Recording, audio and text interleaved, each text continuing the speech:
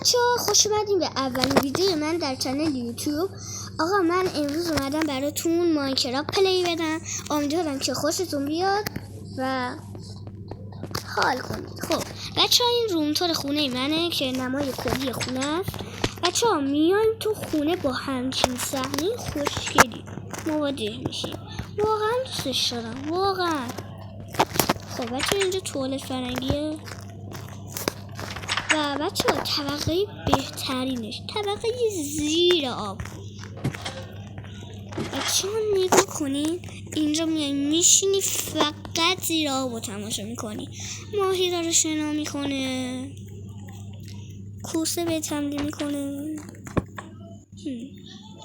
خب بچه‌ها حالا اینم تابلو هست و بچه‌ها میان طبقه زیر آب که اتاق خوابم هست و تابلو.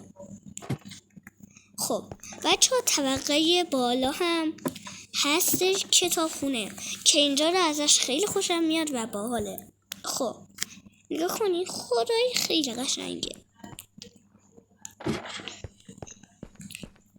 و بچه‌ها اینم بود از خونمون. میایم بیرون همین نمای کلیشو که بهتون نشون دادم. میخوام این چیزا رو بهتون نشون بدم.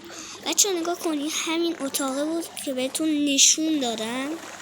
خب اینم همون اتاق خوابمه، اینم چیز بود کتابخونه بود.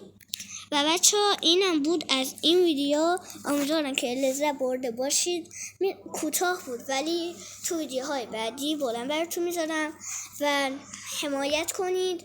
اگر این ویدیو 5000 تا لایک بخوره، اگر لایک ها زیاد باشه میرم براتون کالاف پلی میدم و حتما تو کامنت ها بنویسین که کالاف کلمه این کالاف رو پر کنید و نوتیفیکیشن رو فعال کنید یا همون زنگوله تا هر وقت من ویدیو آپلود کردم با خبر بشین و ببینید.